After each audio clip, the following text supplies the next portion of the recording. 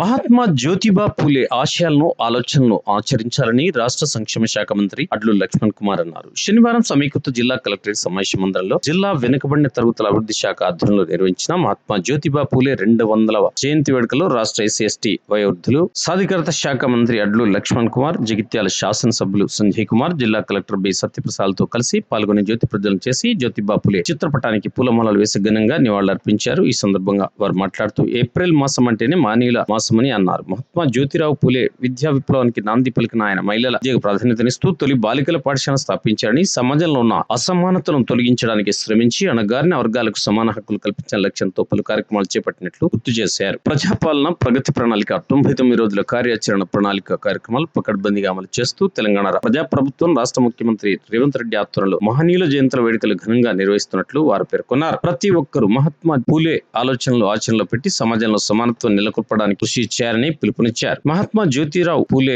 సమాజంలో అణగారిన వర్గాల అభ్యున్నతికి చేసిన సేవల అమూల్యమని పేర్కొన్నారు. జిల్లా కలెక్టర్ సత్యప్రసాద్ మాట్లాడుతూ మహాత్మా జ్యోతిబా పూలే సమాజంలో సమానత్వం, విద్యా ప్రాధాన్యత, మహిళల సాధికారత కోసం చేసిన కృషి అపారమని అన్నారు. కార్యక్రమంలో జిల్లా అదనపు కలెక్టర్ రెవెన్యూ బిఎస్ లత, జగిత్యాల మున్సిపల్ చైర్పర్సన్ సమిళ్ల వాణి, జిల్లా బీసీ వెల్ఫేర్ అధికారి జి సునీత, జిల్లా స్థాయి అధికారులు, కలెక్టరేట్ ఏవో కిషన్, మార్కెట్ కమిటీ చైర్మన్లు, ప్రజాప్రతినిధులు, వివిధ కుల సంఘాల ప్రతినిధులు, ఉద్యోగులు మరియు తదితరులు పాల్గొన్నారు. అదేవిధంగా జగిత్యాల పట్టణం హౌసింగ్ బోర్డు పార్క్ లో మహాత్మా జ్యోతిబా పూలే విగ్రహాన్ని పూలమాల వేసి నివాళులర్పించి అనంతరం కలెక్టరేట్ లో ఏర్పాటు చేసిన మహాత్మా జ్యోతిబా పూలే ప్రోగ్రామ్ లో పాల్గొన్నారు. తెలంగాణ రాష్ట్ర సంక్షేమ శాఖ మంత్రి, జగిత్యాల శాసనసభ్యులు డాక్టర్ సంజయ్ కుమార్. కార్యక్రమంలో జగిత్యాల జిల్లా పాలనాధికారి సత్యప్రసాద్, అడిషనల్ కలెక్టర్, జిల్లా అధికారులు, మున్సిపల్ చైర్పర్సన్, ఎంసీ మార్కెట్ చైర్మన్లు, కౌన్సిలర్లు, నాయకులు, విద్యార్థులు తదితరులు పాల్గొన్నారు.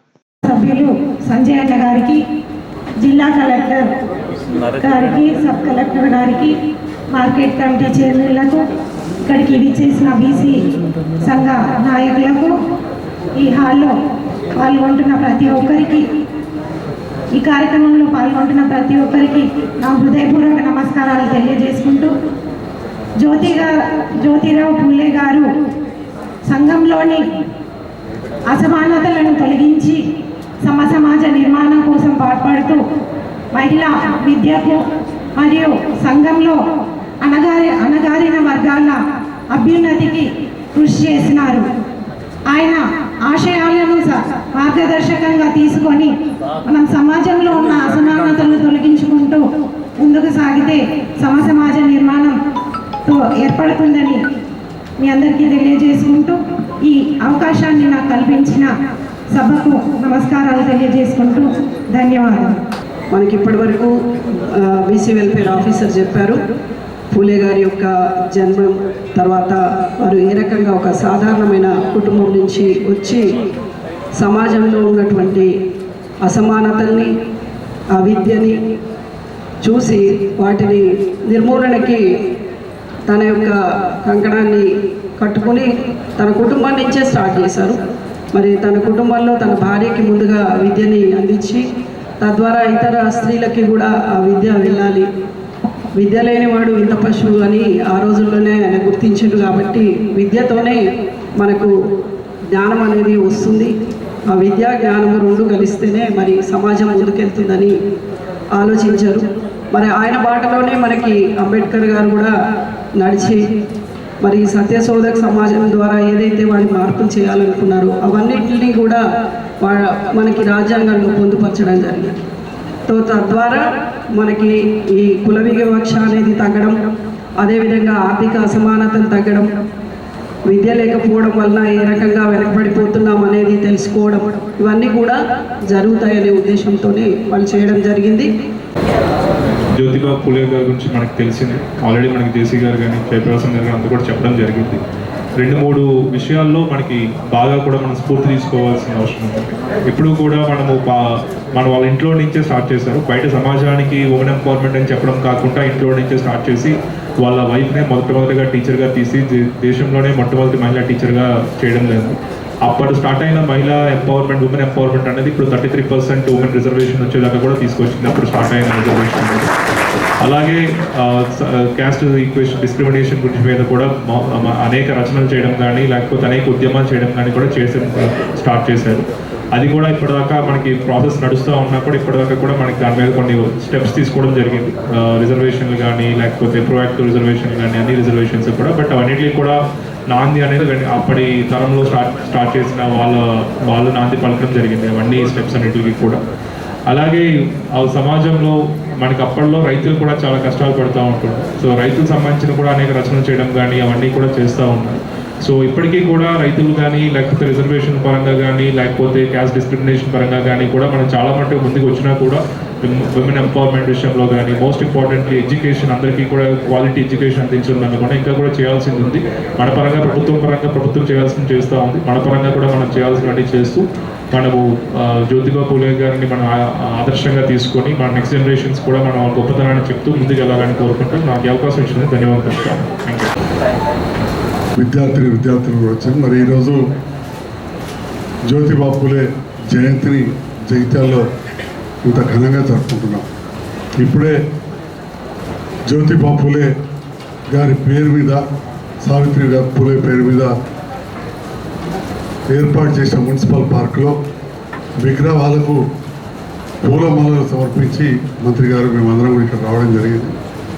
జగిత్యాల పట్టణానికి చెందిన మా బీసీ నాయకులు పెద్దలు కిషన్ కావచ్చు, లక్ష్మణ్ గారు, నరేష్, ఇంకా చాలామంది కూడా గతంలో జ్యోతిబా పూలే విగ్రహాలను మనం ప్రతిష్ఠించుకోవాలని చెప్పి ఒక గొప్ప ఆకాంక్ష ఉండేది.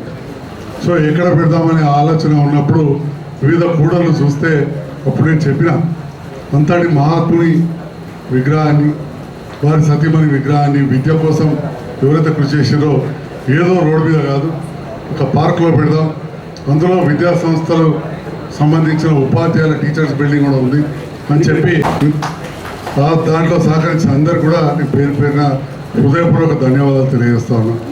అదేవిధంగా ఇంకా కూడా ఆ పార్కు మెయింటెనెన్స్ కావచ్చు, డెవలప్ చేయాల్సిన అవసరం కూడా ప్రత్యేకమైన శ్రద్ధ పెడతామని చెప్పి కూడా ఈ సందర్భంగా తెలియజేస్తూ మరి జగిత్యాల జిల్లా కేంద్రమైంది.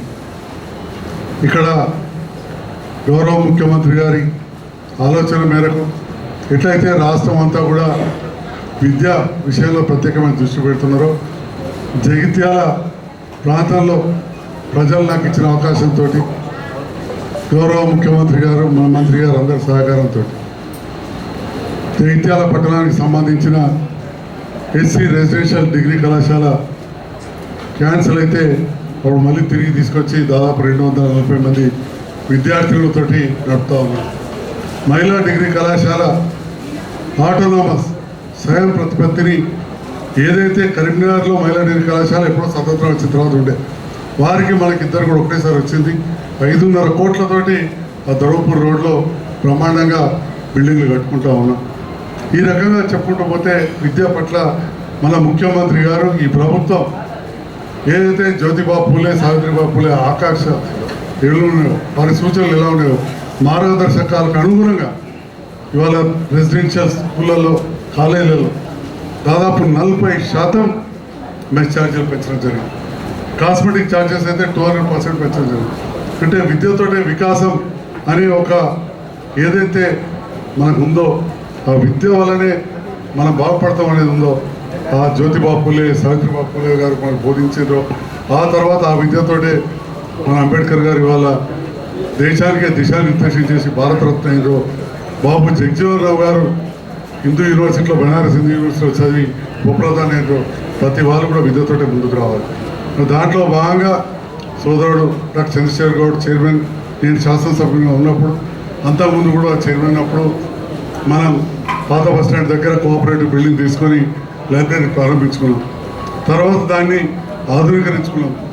పిల్లలకు భోజన వసతి కొంత నాకు భగవంతుడు ఇచ్చిన అవకాశంతో నేను సొంతగా నడిపితే దాదాపు 60 మందికి ఉద్యోగాలు వచ్చినాయి. ఆ తర్వాత బీసీ స్టడీ సర్కిల్ కూడా ఫుడ్ కాదు కానీ డేగా నడిపినాం. అక్కడ కూడా చాలామందికి ఉద్యోగాలు వచ్చినాయి. అయితే ఇక్కడ జగిత్యాల ప్రాంతానికి లైబ్రరీ ఏదైతే మంజూరు చేసుకున్నామో గత ప్రభుత్వ హయాంలో అది అర్ధాంతరంగా నిలిచిపోయింది. ఆ బిల్స్ అని ఇస్తే దాదాపు 80% పూర్తయింది.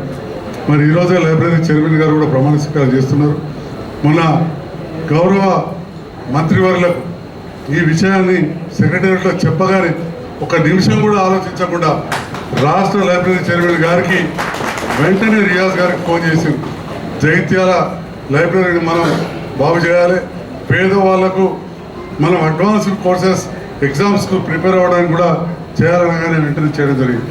అదేవిధంగా ఎస్సీ స్టడీ సర్కిల్లో కూడా విద్యార్థులు ఎక్కువ మంది చదువుకుంటా అంటున్నారు.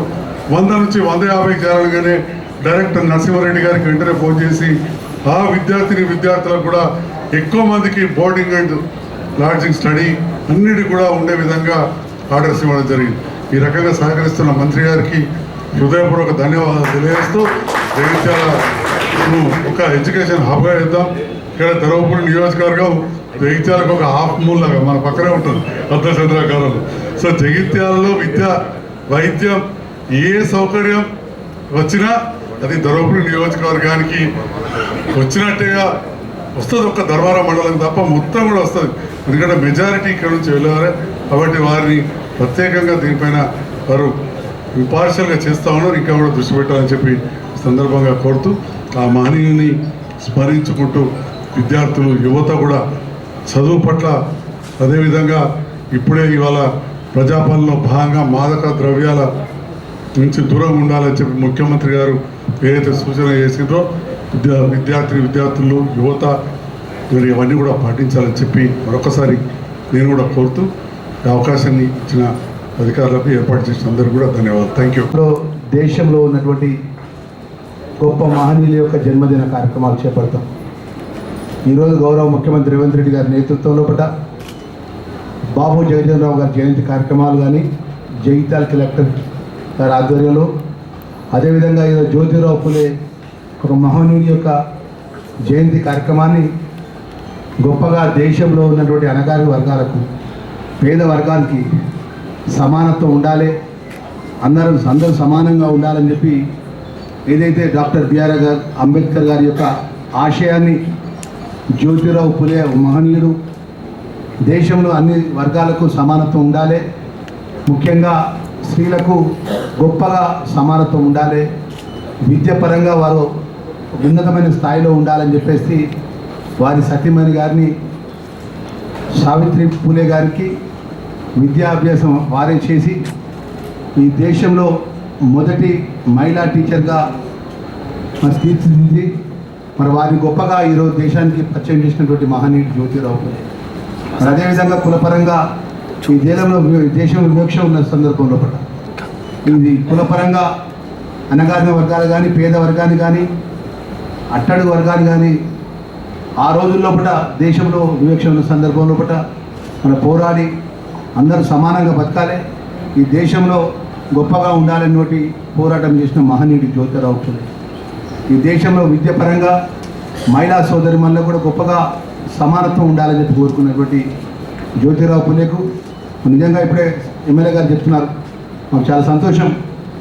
జగిత్యాల ఒక పార్క్ ఏర్పాటు చేసి ఇక్కడ మహనీయుడి యొక్క విగ్రహం జ్యోతిరావు పూలే గారిది, సావిత్రి జ్యోతిరావు పూలే మరి వారి యొక్క విగ్రహాలకు ఇప్పుడే మేము ఘనంగా నివాళులు అర్పించుకొని వచ్చినాం.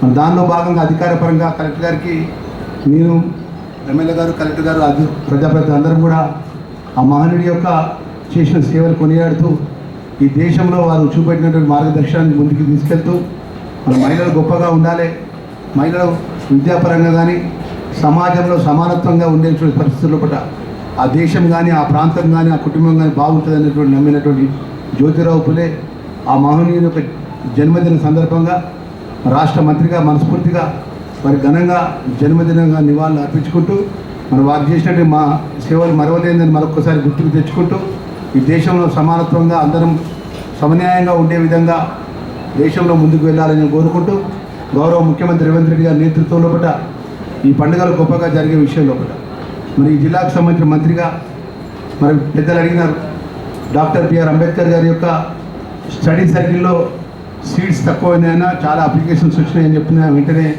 మా డైరెక్టర్ నరసింహారెడ్డి గారు చెప్పినాను, మా జిల్లా కలెక్టర్ గారు ఎన్ని అప్లికేషన్స్ వస్తాయి, జగిత్యాల జిల్లా నా సొంత జిల్లా ఎంతమంది ఏదైతే షెడ్యూల్ క్యాస్ట్ పిల్లలు ఎస్సీ స్టడీ సర్కిల్లో చదువు కోసం దరఖాస్తు పెట్టుకుంటారో ఆన్లైన్ ద్వారా అంతమందికి మీరు విద్యార్థులకు మా సోదరి కానీ సోదరిమణులకు మీరు సీట్లు ఇవ్వాలని చెప్పేసి మా డైరెక్టర్ గారు చెప్పినారు. మా కలెక్టర్ గారు కూడా నేను ఈ సందర్భంగా వాళ్ళు చెప్తున్నాను, ఎన్ని అప్లికేషన్స్ వచ్చినా తీసుకోండి కలెక్టర్ గారు, ఆ డిపార్ట్మెంట్ శాఖ మంత్రిగా నేనున్నా, మన వాళ్ళకు గొప్పగా రేపు రాబోయే ఉన్నతమైన స్థాయిలో చదువు కోసం కాంపిటీషన్ పరంగా దేశంలో ఉన్నటువంటి కానీ రాష్ట్రంలో ఉన్నటువంటి నోటిఫికేషన్ ద్వారా కోచింగ్ మరి ఇచ్చే విధంగా పెద్ద పెద్ద మంచి మంచి ఫ్యాకల్టీ కూడా నేను పెద్ద ఎత్తున నా శాఖ ద్వారా నేను ఎవరిని మీరు ఎంగేజ్ చేసే వారికి ఆ ఫ్యాకల్టీకి సంబంధించినటువంటి ట్యూటర్స్ను కూడా నేను అరేంజ్ చేసే బాధ్యత కూడా నాదే అని చెప్పేసి ఆ మంత్రిగా కలెక్టర్ గారికి నేను చెప్తూ మరి అదేవిధంగా ఇక్కడ డాక్టర్ బిఆర్ అంబేద్కర్ గారి యొక్క ఒక గొప్ప స్టడీ సర్కిల్ ఏర్పాటు చేయాలండి. నేను డిప్యూటీ సీఎం గారిని నేను రిక్వెస్ట్ చేసిన, నేను ఆ శాఖ మంత్రిగా నా జగిత్యాల జిల్లాకు సుమారు ₹1 కోటి తగ్గకుండా ఒక అంబేద్కర్ స్టడీ సర్కిల్ భవనానికి నిధులు ఇవ్వాలని చెప్పేసి గతంలో కూడా నిధులు ఇచ్చినటువంటి విషయం కాగితం పరకే ఉన్నది. మన ₹1 కోటి కాదు, ఎంత గొప్పగా మన శాసనసభ్యులు గారు ఉన్నారు, ఇక్కడ వారిని మేము కోరుతున్నాము. మీరు ఏ విధంగా ఈ జిల్లాకు సంబంధించినటువంటి అన్ని వర్గాలకు గొప్పగా డాక్టర్ బిఆర్ అంబేద్కర్ స్టడీ సర్కిల్లో ఎస్సీ బీసీ అన్ని వర్గాల విద్యార్థులు కాంపిటీషన్ ఎగ్జామ్స్ చదువుకునే విధంగా మీరు భవనం ఎస్టిమేషన్ తయారు చేయండి. ఆ నిధులు ఇచ్చే బాధ్యత కూడా నాదే అని చెప్పేసి మా ఎమ్మెల్యే గారికి నేను చెప్తున్నాను.